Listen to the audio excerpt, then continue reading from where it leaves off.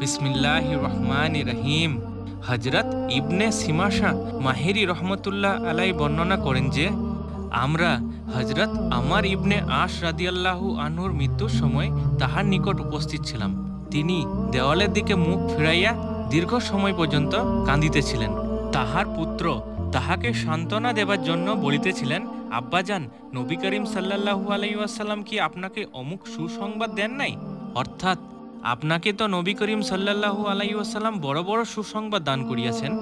ইহা শুনিয়া তিনি দেওয়ালের দিক হইতে মুখ ফিরাইলেন এবং বললেন, সর্বোত্তম জিনিস যাহা আমরা আখিরাতের জন্য তাইয়ার করিয়াছি তাহা এই কথার সাক্ষ্য যে আল্লাহ তাআলা ছাড়া কোনো মাবুদ নাই এবং হজরত মুহাম্মদ সাল্লাল্লাহু আলাইহি ওয়াসাল্লাম আল্লাহ তাআলার রসুল। আমার জীবনে তিনটি যুগ অতিবাহিত হইয়াছে। এক যুগ ছিল যখন আমার অপেক্ষা অধিক রাসূলুল্লাহ সাল্লাল্লাহু আলাইহি ওয়াসাল্লামের সহিত বিদ্বেষ পোষণকারী আর কেউ ছিল না। তখন আমার সবচেয়ে বড় আকাঙ্ক্ষা এই ছিল যে কোনো প্রকারে যদি তাহার উপর আমি সুযোগ পাইয়া যাই তবে তাহাকে হত্যা করিয়া ফেলিব। ইহা তো আমার জীবনের সবচেয়ে নিকৃষ্টতম যুগ ছিল।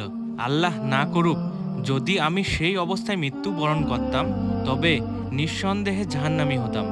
অতঃপর আল্লাহ তাআলা যখন আমার অন্তরে ইসলামের সত্যতা ঢালিয়া দিলেন তখন আমি তাহার নিকট আসিলাম এবং আমি আরজ করিলাম, আপনার হাত মুবারক দিন আমি আপনার হাতেই বাইয়াত করিব।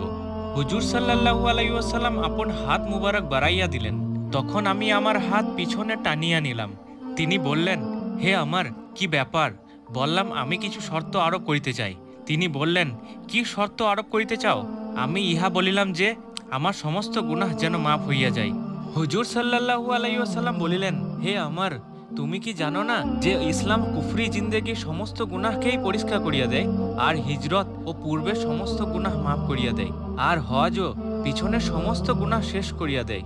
ইহা সেই যুগ ছিল যখন তার চেয়ে বেশি প্রিয়, তাহার চেয়ে বেশি সম্মানী ও মর্যাদা সম্পন্ন আমার দৃষ্টিতে আর কেউই ছিল না।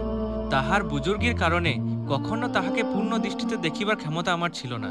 যদি আমাকে তাহার চেহারা মুবারক সম্পর্কে জিজ্ঞাসা করা হয় তবে আমি কিছুই বলিতে পারিব না, কেননা আমি কখনো তাহাকে পরিপূর্ণভাবে দেখি নাই।